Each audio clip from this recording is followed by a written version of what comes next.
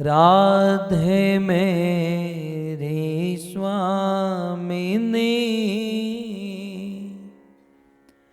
मैं राधे को दास, जन्म जन्म मोह दीजियो, श्री वृंदावन वास, श्री वृंदावन वास।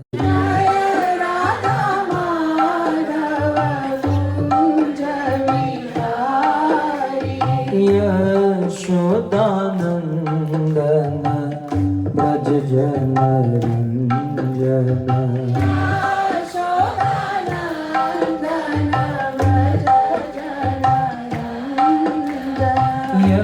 यशोदानंदन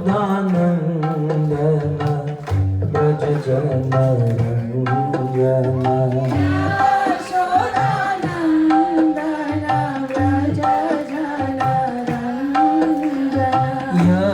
यशोदानंदन ब्रज जन रंजन,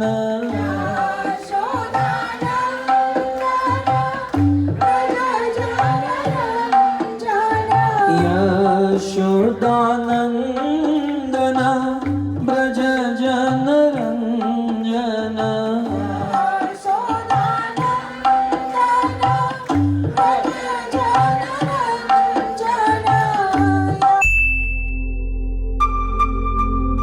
तो इस रॉयल कैरेबियन क्रूज में समंदर के बीच में बैठकर भागवत कथा का श्रवण करने का अवसर आज हम सबको प्राप्त हुआ है। ये समुद्र कोई साधारण स्थान नहीं, ये समुद्र महातीर्थ है और इसीलिए इस समुद्र में रहना और समुद्र में स्नान करना ये बहुत बड़ा पुण्य है, ये बहुत बड़ी भक्ति है। ये पवित्र नदियां भारत के अनेक राज्य, अनेकों प्रांत, अनेकों स्थान में बहती हैं, लेकिन आखिर ये समस्त पवित्र नदियां समंदर में आकर मिलती हैं। ये सभी नदियों का डेस्टिनेशन क्या है? समुद्र। जिस समुद्र में आज हम लोग विहार कर रहे हैं और मुझे तो बड़ा अच्छा लग रहा है। मैं तो जब से इस बोट में बैठा हूं तब से मुझे तो यही फीलिंग हो रहा है कि बस हम तो ससुराल में आए हैं। अरे महाराज, मेरे ससुराल में नहीं, हमारे भगवान के ससुराल में आए हैं। हम जब ससुराल में जाते हैं तो कितना स्वागत होता है। पटेल आया है, पटेल क्यों ना कि પછી જમાઈ આવ્યા છે, जमाई राजा आया है। जब साधारण ससुराल में इतना इतना स्वागत और इतना मेहमान नवाजी होती है तो भगवान के ससुराल का क्या कहना। और भगवान की पत्नी कोई साधारण थोड़ी है, साक्षात लक्ष्मी देवी है। ये समंदर लक्ष्मी देवी का घर है, ये समंदर लक्ष्मी देवी के पिता है। फिर पानी की नौका हो या जीवन की नौका हो, जेटला माथे जा वाळ सती राणी, जेटला माथे जा वाळ रे, एटला तेव कर्म मैं कर्या, हे जी एटला तेव कर्म मैं कर्या, तोड़ा दे रे एम जे सके छे जी। एक के बाद एक अपने पापों को गिनाने लगा मुकेश भाई। हैं? अच्छा संजोग है गिनाने का।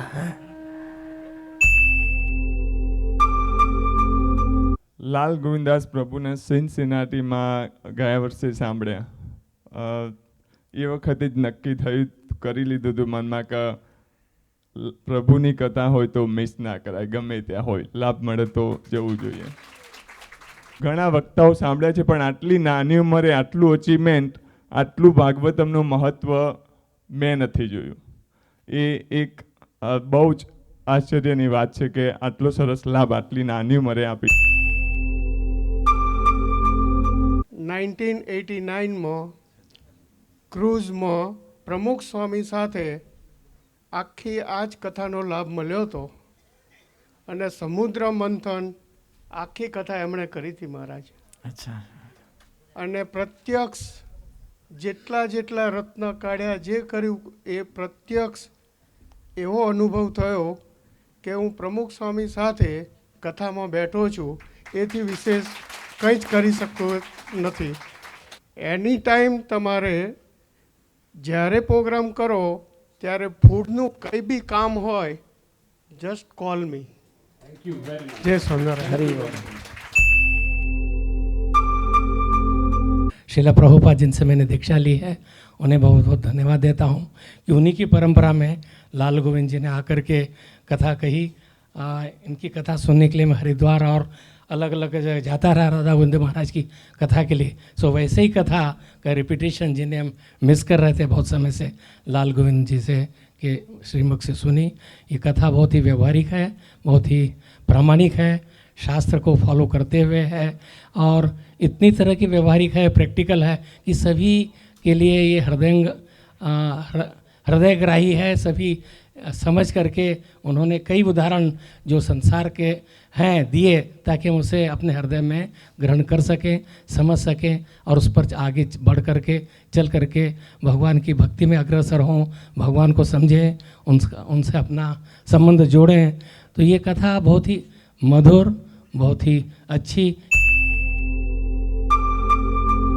हमारा भी बहुत सारा भाग्य है कि हिज होलीनेस राधा गोविंद महाराज के साथ खूब घनिष्ठ संबंध है. 95 से शुरू होकर 2008 एवरी ईयर ह्यूस्टन में आते थे और हमारे घर पे ही रहते थे. तो उनका शिष्य जो हिज ग्रेस लाल गोविंद प्रभु ने हम सुनना मिला, वो बहुत अच्छा हुआ. तो चैतन्य महाप्रभु आए थे अपनी भक्ति प्रदान करने के लिए, वक्ता के रूप में हमको भक्ति सिखाई. वैसे ही मैं कहूँगा श्री प्रभु जी हियर हमारे बीच में ये भागवत प्रेम भक्ति प्रदान करने के लिए आए हैं. ऐसा आनंद हमने तो अब कभी तक नहीं पाया, क्योंकि यहाँ जो आनंद मिल रहा है, भागवत मिल रहा है और प्रभु की जो शैली है, जो प्रस्तुतिकरण करते हैं, वे बहुत अच्छा है. I am happy with that. And Prabhu ji ने सब लोगों को वो जो ट्रैवल टेम्पल दिया है, this is very nice. I mean I am so impressed by the gift that is given to us from him.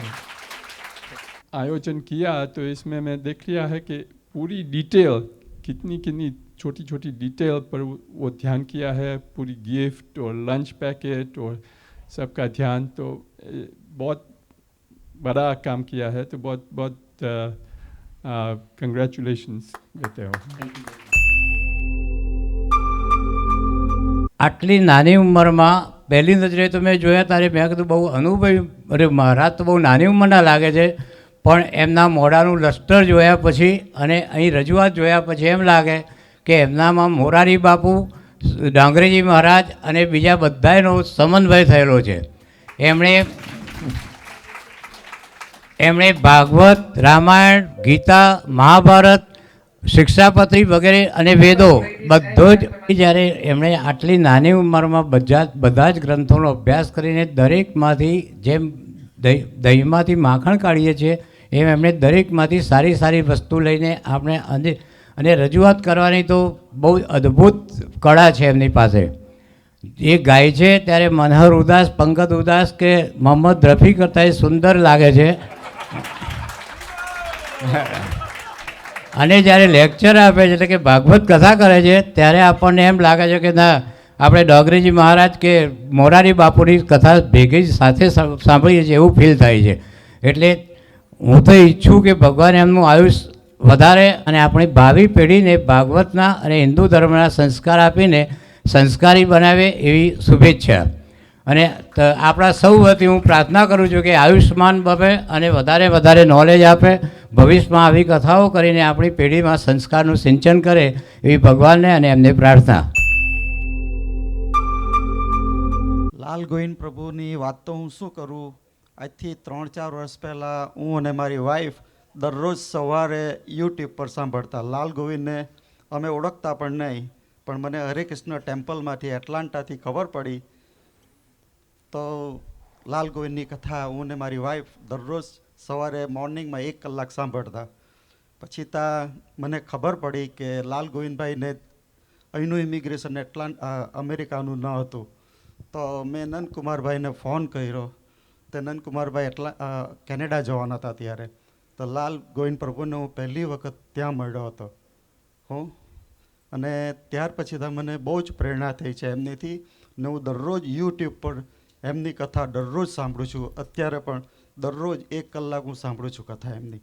તો બધાને મારી વિનંતી છે કે તમે સાંભળો. જુદા જુદા ટૉપિક પર હોય છે બધી કથા. મારા ખ્યાલથી આજ સુધીમાં 200 કથા થઈ ગઈ હશે. તો મને લાલ ગોવિંદદાસ આમ કે આપણે વિચારીએ કે કોની કથા છે, તો લાલ ગોવિંદદાસ નામ. એટલે મેં યુટ્યુબ ઉપર સર્ચ કર્યું, પહેલી કથા સાંભળી, બીજી સાંભળી, અને પછી તો એક નશો થઈ ગયો કે આના વગર ચાલે જ નહીં. જેમ ચા વગર ના ચાલે સવારમાં ઉઠીને, એવી રીતના એક હવે તો પેન ડ્રાઈવ પણ ગાડીની અંદર જ્યારે જ્યારે જવાનું થાય, જેવી કાર ચાલુ થાય એટલે પ્રભુજીનો અવાજ જ સાંભળવા મળે કથા દ્વારા.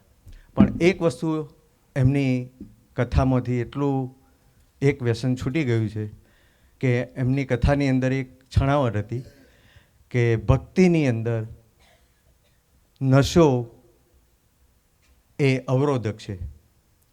એટલે એમાં કોઈ પણ વ્યસન, દારૂનું હોય, ચા હોય, કોફી હોય, કોઈ પણ વ્યસન. અને એ વખતથી ચા મારે 2 વખત તો જોઈએ, સવારે અને બપોર 3 વાગે. અને એ અવરોધક બસ એ શબ્દ થયો ભક્તિની અંદર, ત્યારથી ચા છૂટી ગઈ. તો ખૂબ ધન્યવાદ, ખૂબ ખૂબ ધન્યવાદ. राधे राधे चलो जपो आएंगे बिहारी चलो आएंगे बिहारी. राधे राधे चलो जपो आएंगे बिहारी.